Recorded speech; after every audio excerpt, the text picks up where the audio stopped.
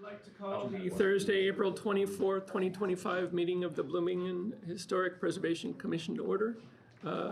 Eddie, would you call the roll, please? Okay. Let me get the recording started. Okay. Recording in progress. Perfect. Okay, Duncan Campbell. Present. Karen Duffy. Present. Elizabeth Mitchell. Ernesto Castaneda. Daniel Schlegel. Here. Sam DeSaller. I'm here. Reynard Cross. Here. Jack Baker. I'm here. Jeremy Hackard. Here. Melody Dusner. Here. The minutes, April 10th minutes, does anybody want to make a motion? I would move to approve the minutes with a caveat that we add who voted for what in there. According to our Article 1, I think it's Section F, we're supposed to record the yeas and nays and the names for everybody on the votes. Yes. Myself and the other staff liaison, we were advised of this 2 days ago. Okay. So we will begin recording that going forward. Excellent. Not a problem. Do I hear a second? I'll second. Which one? Okay. Who is louder? Yeah, Jack. Okay. Read the next one. Okay. Daniel Schlegel. Yes. Sam DeSaller. Yes. Reynard Cross. Yes. Jack Baker. Yes. Jeremy Hackard. Yes. Melody Dusner. Yes. Motion carries 6-0.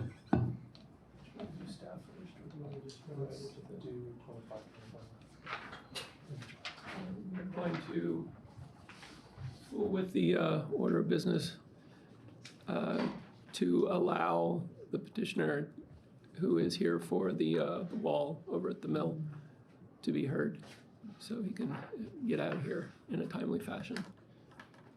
Which COA? This is COA 2020. 2525. Okay, thank you. Address 642 North Madison Street in the Showers Furniture Historic District. The petitioner is the Bloomington Redevelopment Commission. The proposal written by Representative J.D. Boroff, Director of Operations and Facilities for the city. It was brought to my attention that the south wall of the mill building was leaning toward the exterior. Dave Umphris from Umphris Masonry and John Crane, a civil engineer, were brought to evaluate the wall. As the attached engineer's report shows, one section of the wall was about 4 3/8 inches at the top of the wall, was out 4 3/8 inches at the top of the wall. Mr. Crane specified emergency shoring methods, which were installed by Umphris Masonry. These measures included exterior shoring with metal jack poles to stabilize the wall, and a stud wall constructed on the interior of the building to carry the roof load. The scope of work for the repairs involves the deconstruction of the western 2/3 of the south wall down to the level of the first-story windows. The existing bricks will be cleaned and reused. If there is need to replace any damaged or broken bricks, historically correct bricks will be used and placed on the interior of the wall. The historically correct mortar mix will be used. The attached scope of work contains a drawing and specifications for the work. Does the petitioner have anything to add?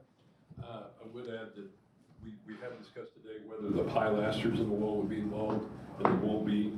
This will just be the walls between the pilasters. The pilasters remain in place. There will be a slight difference in the plumb between the pilaster and the wall, but it'll be negligible, and the interior of the wall will appear seamless. So. Thank you. All right, questions? Duncan, I'm going to start with you, if that's all right. I don't really have any questions. I mean, I like the report. It seems thorough.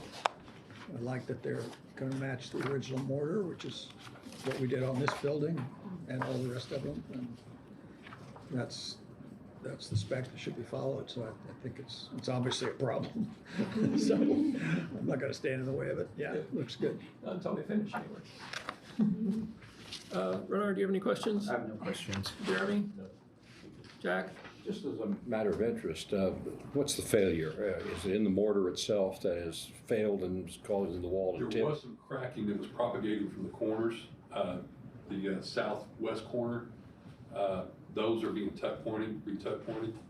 And the mortar actually is pretty hard. It's in pretty good shape on that wall, being 115 years old. We were really surprised. But we don't know what's going to happen when we tear into the wall on the inside, whether we're running any rotten mortar at that point. We're hoping not. We're hoping just to go down to the top of the first story windows between the pilasters and come back up, but it'll all be determined by what we find when we deconstruct the So wall. what do you think really happened to cause the top of the wall to tip? Well, the fact that it's 115 years old, and there was an interior stud wall that abutted the interior that was removed during the renovations 7 or 8 years ago. And there was a floor over that area where the south event space was at that was removed at the same time. The engineer feels that may have turned that wall loose a little bit, but just the fact that, you know, it's as old as it is, and the construction methods, there's probably no way we're going to be able to determine an exact cause. Thank you. Mel, do you have questions? No, thanks. Karen? Daniel?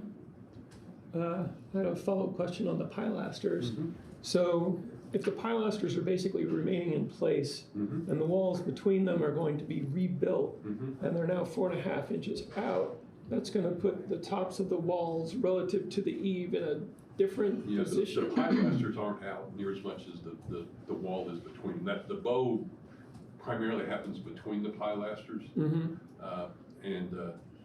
there will be, like I said, the walls will be plumb from this point. The pilasters will be slightly out of plumb, but the engineer has no concerns about the integrity of the pilasters. Gotcha. So the eave exposure is going to either get a little bigger or become back to It'll actually normal. go back closer to what it was originally. What it's The supposed to wall be. has come out from underneath the rafters when Okay. it moved out, and we'll be pulling it back in. Yeah, Correct. it looked like a very tight eave, like under a foot in a lot. It is, and the only other concern we have is the condition of the rafter tails. Yeah. If there's any rotten rafters above the wall, but we'll repair those when we get to them if we find them. Yeah, and those are all like, the brick is cut at those points, right?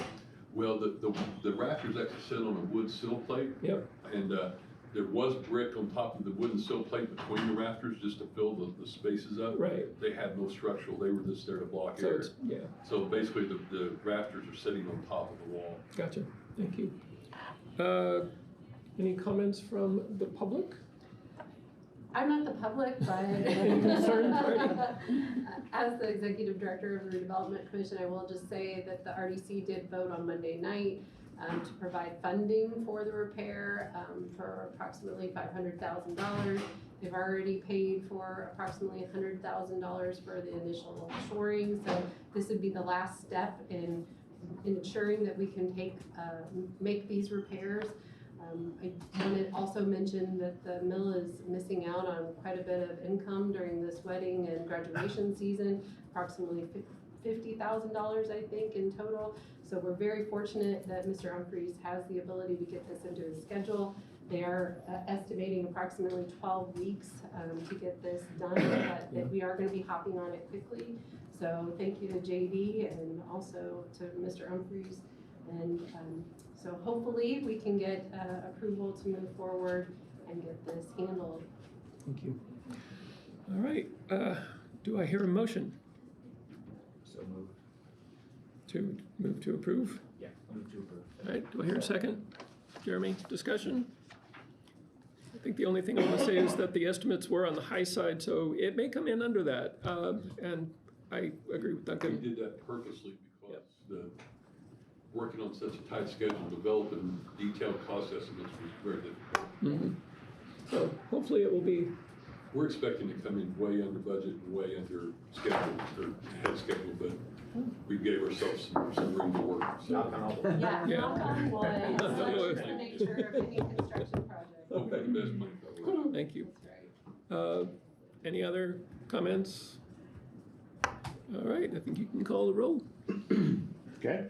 Daniel Schlegel, Yes. Sam DeSaller, Yes? Reynard Cross, Yes. Jack Baker, Yes. Jeremy Hackard, Yes. Melody Dusner. Yes. Motion carries 6-0. Thank you for coming Thank in. you. Appreciate it. Thank you. Good luck. All right, back to our regularly scheduled program. Okay. Moving on back now to COA 2523. This is for 2304 North Martha Street in the Matlock Heights Historic District. Petitioner is Katie McIntosh. The lovely house you see here, yes? Does the petitioner need to be here for staff? The petitioner is online. Okay. The house you see here is actually next door. As I'll show you in this slide. Anyway, there's 2304 refers to what's currently an empty lot next to this house to the left. 2304 North Martha Street is a vacant lot, currently separated from the rest of the street by a row of trees. On its west, it borders the gravel parking area of the mechanic's shop, and on the east, a massed stone ranch owned by the petitioner. In 2023, the Historic Preservation Commission approved plans for a single-story duplex on this lot, but this has not yet been built, and ownership of the lot has since changed. The request: our residence is 2300 North Martha Street. We have purchased the lot next door, 2304 North Martha Street. The lot is bordered on the east by our house, AAA and Doo-Wop's Body Shop to the west, Cascades Creek to the north, and the dead end of Martha Street to the south. We are working on cleaning up the lot and removing invasive honeysuckle. This is creating even less of a barrier between our yard and the body shop. We would like to put up a fence to provide separation. The proposed fence is to be 6 feet tall with treated pine horizontal boards. See attached estimate.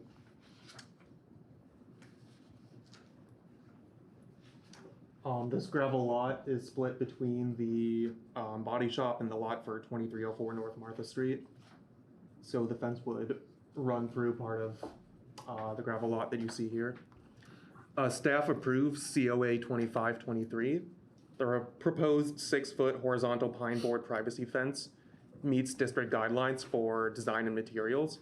Would be located in front of behind the front of the adjacent house, screening the edge of the district from the mechanic's shop and North Walnut Street. So thank you for attending, Kitty. I have a quick question. Yes. So since this has already been approved by staff, this is also a question for legal.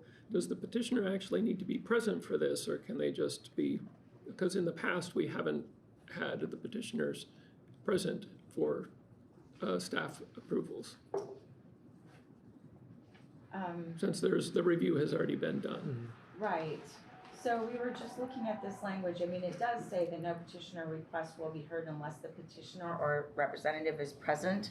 So is she online? Yes. She is online. So we're not doing present for quorum purposes. We're doing present for her to be able to add additional information. So I would say that that constitutes present for these purposes. No, I wasn't. Yeah, I was just wondering if she actually did need to be here because it had already been approved by staff. Oh, even online? Yeah.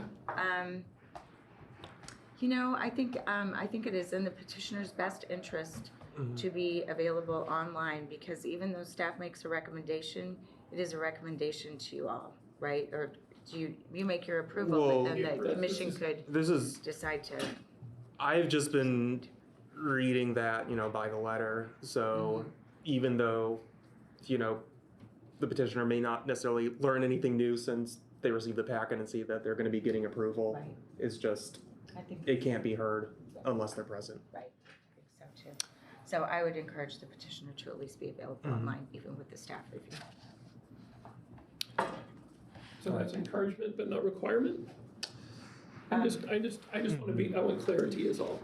Yeah, I'm happy to look into it more and to see if we actually have to require that, but the language is not completely clear. Okay. And it does say the petitioner needs to be present, and it does not distinguish between a CA that's a staff review or a CA that's a commission review. Okay. Thank you. All right. Our next item, 2515. I believe the petitioner is not present. If you are, let me know. Otherwise, this item will be continued.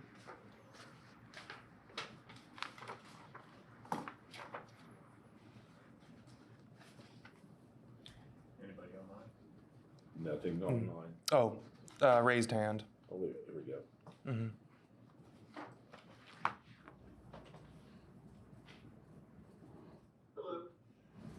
Hi.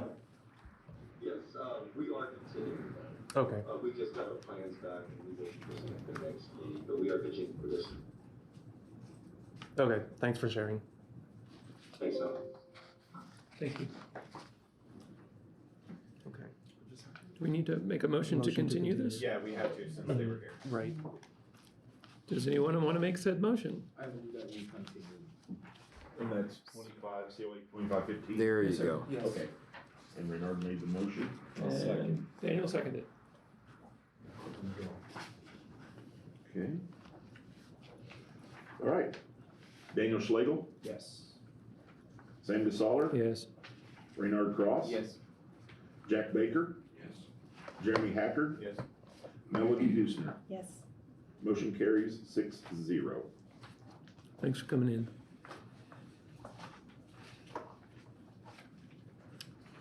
Now, this next item, COA 2516, I just heard from the petitioner today asking to withdraw until she can submit new plans.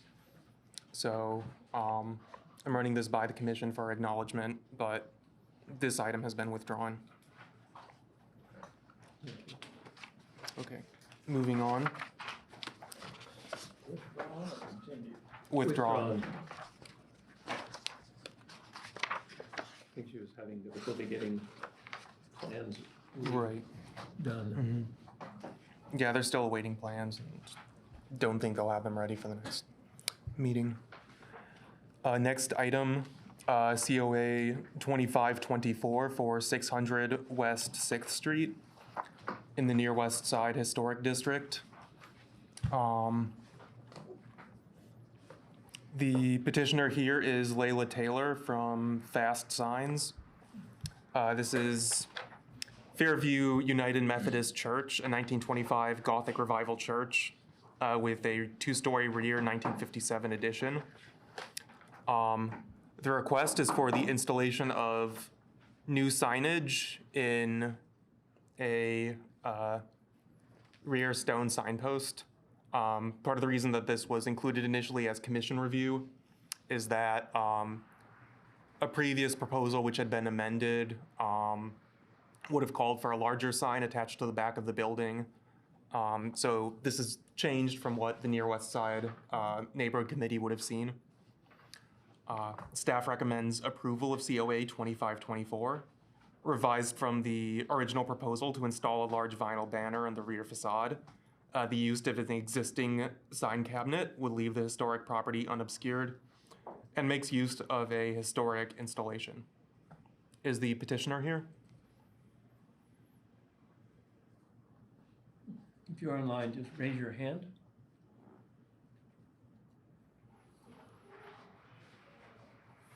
I'm not seeing anything.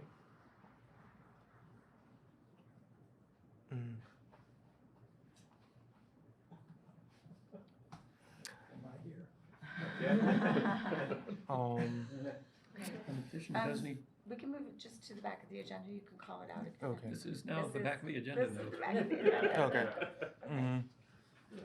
It's, the night's young. Okay. Okay. And COA 2525 we've done. Okay. Are we gonna move that to the end of the agenda? Oh, I suppose we'll have to make a motion to do that.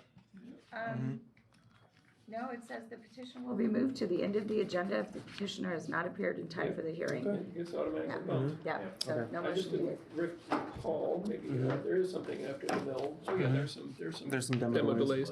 Yes. Yeah, and I didn't read our statement, which I, at this Before point, COAs. the procedural statement,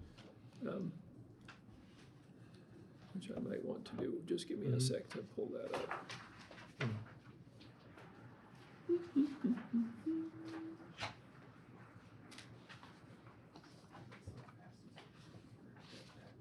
Right, so belatedly, I'm going to read what we're supposed to be doing.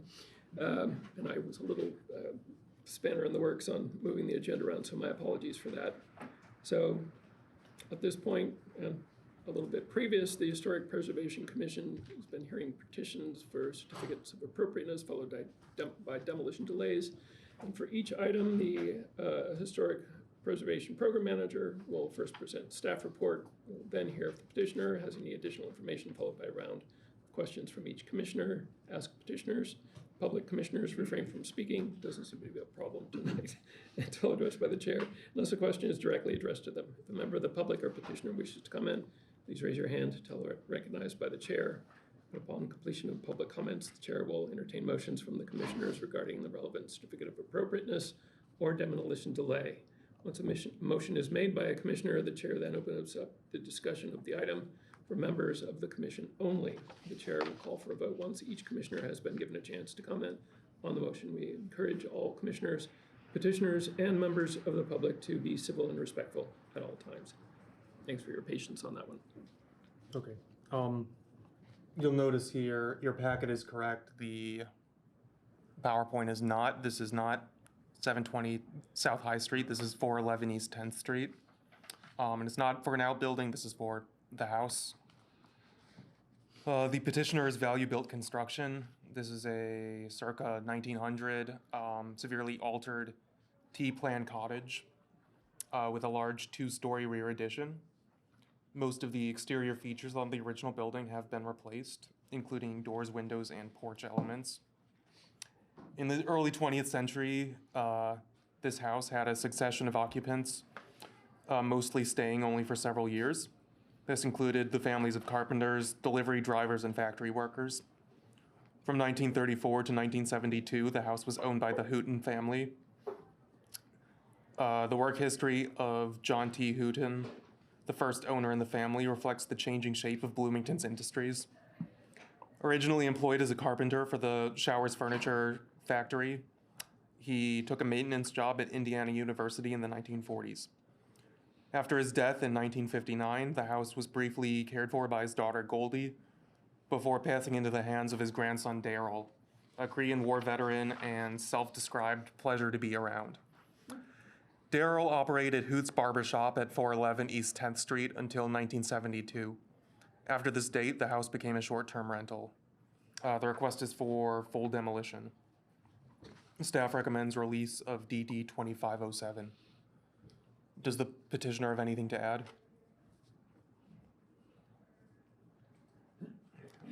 Is the petitioner present? I do not. Okay. They are present. Mm-hmm. All right. Questions? Jack, questions? Jeremy? Renard? Duncan? Daniel? So this isn't in any sort of district then, it's no. It's not. Karen? I do have one question. When I looked at this house, as well as the house next door, they both seem to me, I was looking from across the street, but they seem to have limestone foundation. Is that correct? Okay. And I don't know, hand worked. It looked like they were hand worked, Rusticated, yes. rusticated. Yeah, that's all. Do you have questions? All right. No comments from the public? Any comments from anyone present? We have to have a motion. Yeah, we do have to have a motion. Do I hear a motion? I'll move to release DD 2507. Do I have a second? Second. Okay. Let's discuss briefly. I think the only thing I'd add is if the petitioner is aware of BRI and if any of this house can be salvaged, I would talk to them because it'll save you some dumpster fees. And are as you? in the past, will reach out to Steve if, before we demo, I always reach out to him and send him an email with a heads up, and he's always free to grab anything he wants from the house. Thank you. I appreciate that. All right. Okay. I think we are ready to call a vote. Okay. Daniel Schlegel, Yes. Sam DeSaller, Yes. Renard Cross, Yes. Jack Baker, Reluctant, yes. Jeremy Hackard, Yes. Melody Yes.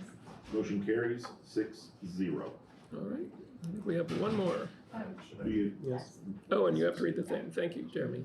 Today, regarding the property located at 411 East 10th Street, the Historic Preservation Commission declares that it got notice of proposed demolition and after today's discussion sees no need to review the plans any further and waives the rest of the demolition delay waiting period. The HPC may later recommend the property for historic designation to the Common Council. Thank you. So we are up to DD 2508. Oh, this is for, again, it says 720 South High Street. This is 413 East 10th Street. Same petitioner, circa 1900, slightly altered pyramid roof cottage. 1.5 stories with a gabled L. A center dormer opens onto the street-facing elevation. The second story apartment is accessed through a rear exterior staircase. From 1910 through 1931, this house was owned by Emma Baugh, who rented extra space to workers and students. The house changed hands several times after Baugh moved out, housing a series of Showers employees. From 1945 through 1960, the house was owned by Mason Burt Skirvins and his wife Jessie, who rented extra spare rooms. In 1962, the house passed to their daughter Helen, a secretary, and her husband Kenneth Flynn, a steam fitter. Helen owned the house until her death in 1998. The request is for full demolition, and staff recommends release of DD 2508. Does the petitioner have anything to add? I do not. All right. Well, questions? Hearing no questions, hear a motion? I'll move to release DD 2508. We have a second? Second.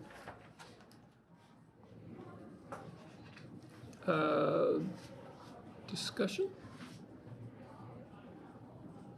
All right. Hate to see it go. Yeah, hate to see it go. Another. Yeah, I hear you. Okay, are we ready? We're ready to read it. Okay. Daniel Schlegel, Another reluctant yes. Sam DeSaller, Yes. Renard Cross. Yes. Jack Baker, Reluctant, yes. Jeremy Hackard, Yes. Melody Dusner. Yes. Motion carries 6-0. Will you read the resolution? Today, regarding the property located at 413 East 10th Street, the Historic Preservation Commission declares that it got notice of proposed demolition, and after today's discussion, sees no need to review the plans any further, and waives the rest of the demolition delay waiting period. The HPC may later recommend the property for historic designation to the Common Council. Thank you for coming in. Okay, so let's revisit COA 2524. Is the petitioner for 600 West 6th Street present? If you are, please raise your hand online.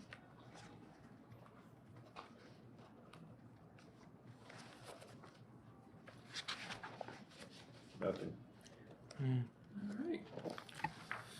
I guess we need, yeah, I think we need to continue this guy.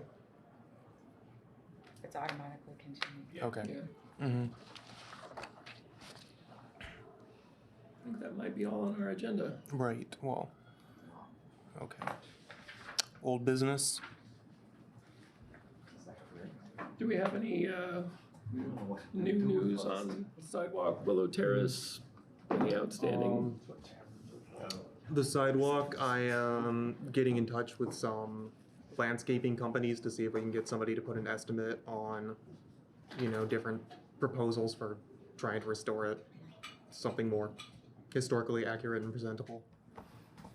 And Willow Terrace, they have their COA for 2 years and we have a file going, keeping up, all the subsequent dialogue that we've had with them.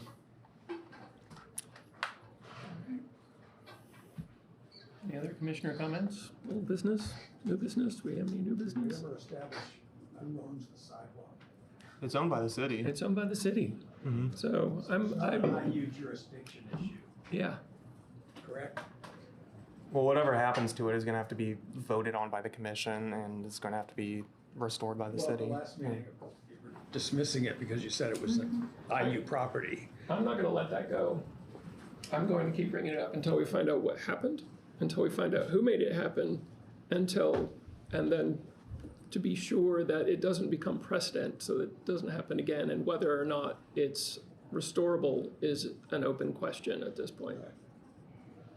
Does that address your? Well, I was just concerned that it was pushed over to IU property because IU property is exempt from our jurisdiction, and this is, nobody owns the sidewalks. I mean, The city owns the City on the sidewalk. nobody owns them. Yes, right. So there was some discussion about that at the last meeting. I was concerned about us losing our jurisdiction over this issue, so sounds like we're back in. Thank you. New business, I actually do have something to share that's not in the agenda right now.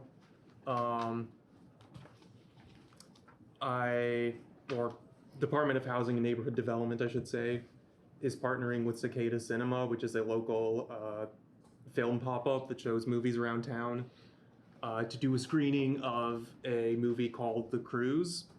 This is going to be on May 9th at 8 p.m. at the 601 North Morton Street, the Showers Administrative Building, in their newly restored top floor ballroom. This is a movie that follows a Manhattan tour guide taking people on an architectural tour of New York. So I'm excited to be collaborating on this, and it's also a great opportunity to get to check out this building that's not been open to the public for a very long time. So you can find more information about that either on the Cicada Cinema page or the historic Bloomington Instagram page. It is a beautiful building. This is 601 North Morton. So if you remember the door that was going to be switched out, yeah. Administration building. What's the date? May 9th. It's a Friday. And you said 8 p.m.? 8 p.m. And it's Cruise? It's called The Cruise. The Cruise? As in As in like UISE or Yeah. EW? like an ocean cruise. Yeah, okay. Except on a bus. Except on a bus. Ah, okay. Yeah. That's a different movie. The Tom Cruise. I mean, I was. Tom's not gonna Mhm. be there. K Cruise from New Orleans, Mardi Gras. Yeah, they spell it with a K. I'm actually very happy to see that, well, we should probably not have gotten credit for it because it was hand, but we do fall under the umbrella, but I'm happy to see that there's that kind of collaboration going on and that, you know, we might get some good press out of that, which. Right. we Cicada certainly Cinema did will. describe it as a partnership with the Historic Preservation Commission, so if this is your first time hearing about it, feel free to take credit.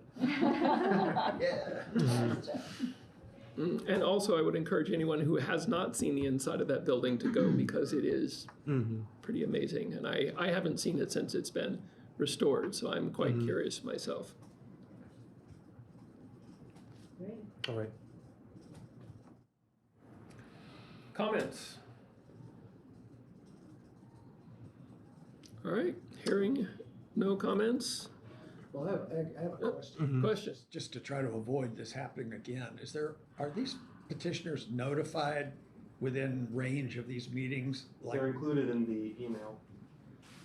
which comes out 2 weeks ago? Is there? Well, 1 week ago.